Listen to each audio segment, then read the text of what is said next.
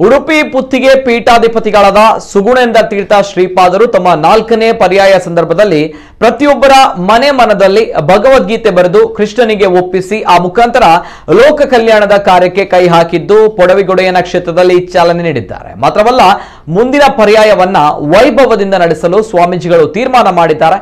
ಈ ಬಗ್ಗೆ ಒಂದು ಸ್ಪೆಷಲ್ ವರದಿ ಇಲ್ಲಿದೆ ನೋಡಿ.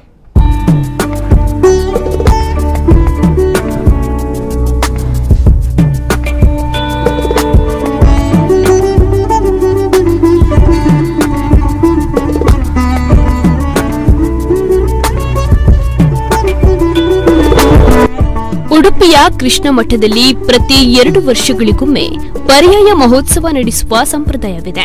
ಅದರಂತೆ ಮುಂದಿನ ವರ್ಷ 2024ರ ಜನವರಿ ತಿಂಗಳಲ್ಲಿ 4ನೇ ಪರ್ಯಾಯ ಮಹೋತ್ಸವ ನಡೆಯಲಿದೆ.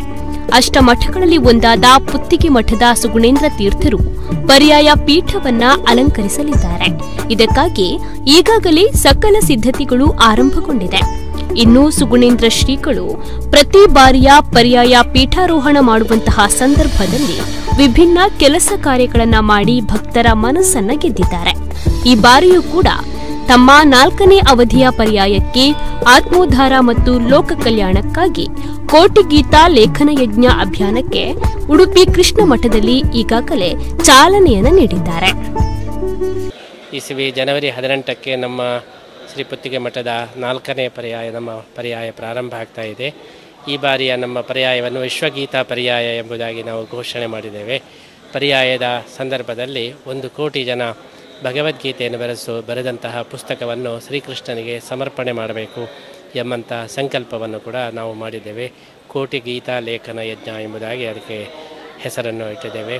1 ಕೋಟಿ ಜನ ದೀಕ್ಷೆಯನ್ನು ಪಡೆದು ಭಗವದ್ಗೀತೆಯನ್ನು ಬರೆದು ಅದನ್ನು ಕೃಷ್ಣನಿಗೆ ಸಮರ್ಪಣೆ ಮಾಡಿ ಆ ಕೃಷ್ಣನಿಗೆ ಸಮರ್ಪಿತವಾದ ಪುಸ್ತಕವನ್ನು ಮನೆಯಲ್ಲಿ ಪೂಜೆಗೆ ಇಟ್ಟು ಮತ್ತೆ ಮಕ್ಕಳಿಗೆ ಮೊಮ್ಮಕ್ಕಳಿಗೆ ಅದರ ಸ್ಫೂರ್ತಿ ಬರುವ ಹಾಗೆ ಮಾಡತಕ್ಕಂತಹ ಈ ಒಂದು ಪವಿತ್ರವಾದಂತಹ ಕಾರ್ಯದಲ್ಲಿ ಎಲ್ಲ ಸದ್ಭಕ್ತರು ಕೂಡ ಪಾಲ್ಗೊಳ್ಳಬೇಕು ಅಂತೇಳಿ ನಾವು ಅಪೇಕ್ಷಿಸ್ತಾ ಇದ್ದೇವೆ.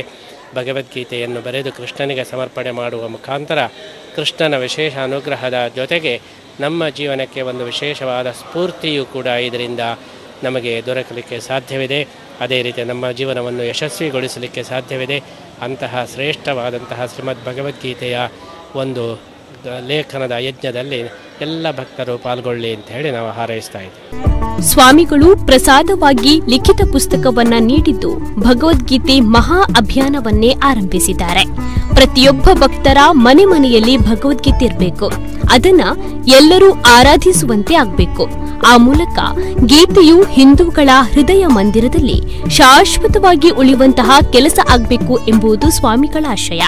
ಈ ನಿಟ್ಟಿನಲ್ಲಿ ಈಗಾಗಲೇ ಅಭಿಯಾನಕ್ಕೆ ಕೋಟಿ ಗೀತಾ ಲೇಖನ ಯಜ್ಞ ಸಮಿತಿಯನ್ನ ರಚನೆ ಮಾಡಲಾಗಿದೆ.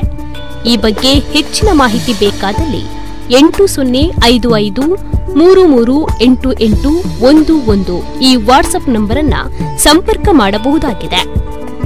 ಪ್ರಮೋದ್ ಸುವರ್ಣ ಕಟಪಾಡಿ, ನಮಕುಡ ನ್ಯೂಸ್ 24/7.